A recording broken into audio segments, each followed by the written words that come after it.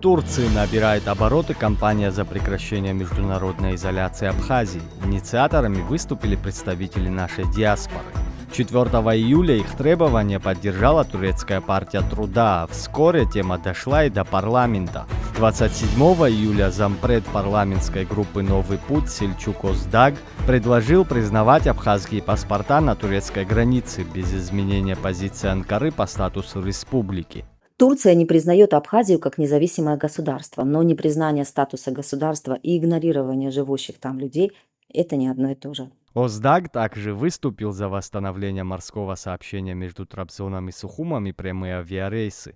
4 августа инициативу поддержал сопредседатель Демпартии Тунджер Бакырхан.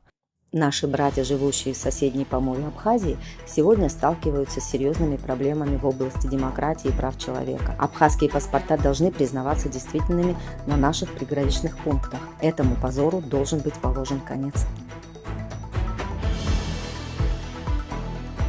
5 августа произошел главный эпизод кампании. В турецком парламенте совместным заявлением выступили депутаты сразу 8 партий. За признание паспортов и возобновление сообщения выступили представители совершенно разных политических сил. Суммарно это порядка 176 депутатов, почти треть парламента. Для Абхазии это стало заметным политическим сигналом. На тему отреагировали многие политические и общественные деятели. Специальным комментарием отреагировало и Министерство иностранных дел Абхазии. В ведомстве подчеркнули, что внимательно следят за ситуацией и расценивают появление таких дискуссий как результат системной работы властей, дипломатов и всей диаспоры. А депутат Дмитрий Маршани отметил, что темы, поднятые в Анкаре, прямо перекликаются с позицией Сухума на женевских дискуссиях. Эксперты подчеркивают, что в условиях дипломатических ограничений ключевую роль начинают играть именно такие общественные каналы.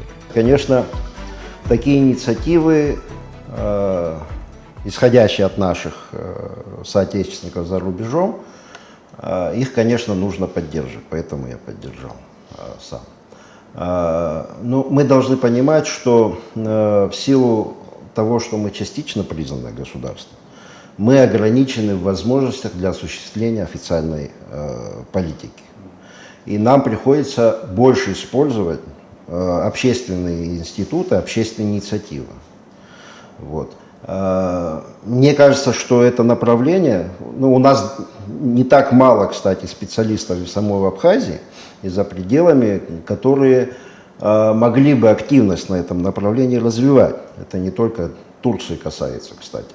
Вот. Этот потенциал нужно использовать. Мне кажется, просто нужна более такая координирующая роль МИДа использовать в этих целях.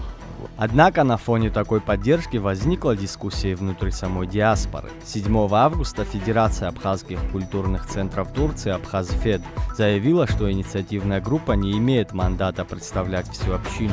При этом сами требования Федерация не оспаривает. В Абхазии ряд организаций призвал не допускать разногласий там, где речь идет о снятии изоляции.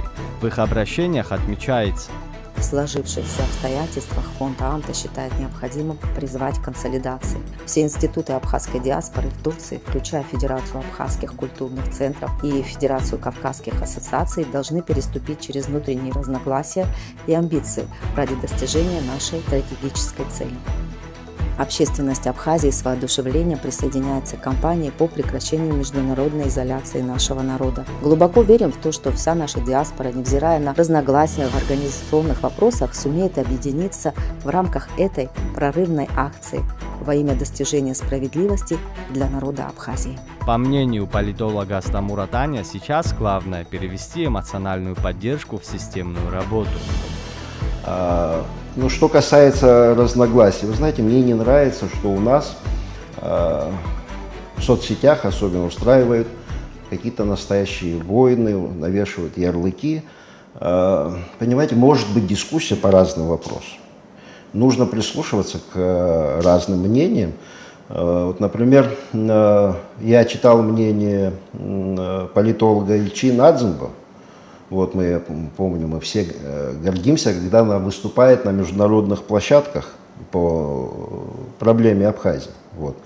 Она высказала свое мнение, она, естественно, сказала, что она эту инициативу с самого начала поддержала, но у нее есть по этому поводу какие-то определенные опасения. Вот.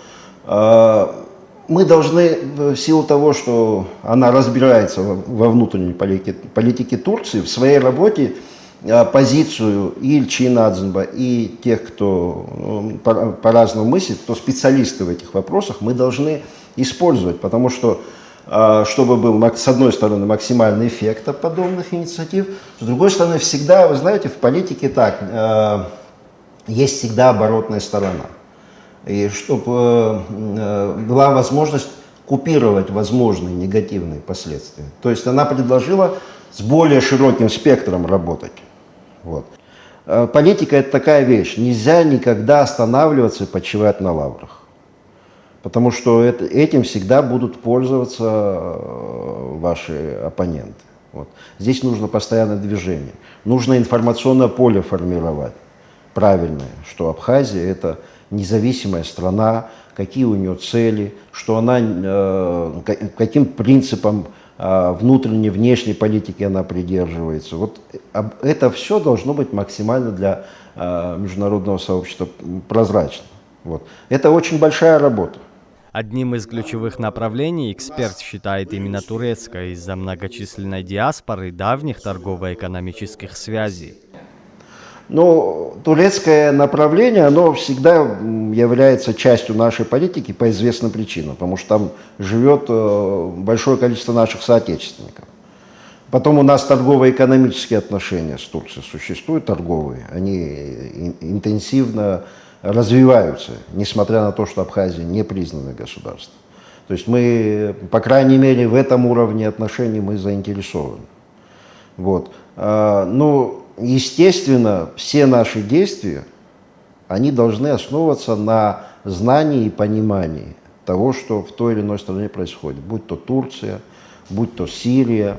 Вот, мы, думаю, тоже будем сталкиваться с какими-то возможно, вызовами на сирийском направлении.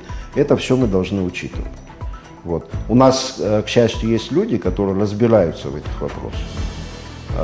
Вот на основе их знания и понимания мы должны формировать свой курс. Теперь организаторам инициативы предстоит перевести парламентские заявления в практическое русло. По словам юриста Аннета Тарба, следующий этап переговоры с действующими властями Турции – подготовка экспертного симпозиума по вопросам транспортного сообщения и документов. Заур Кварджа, Абазатовы.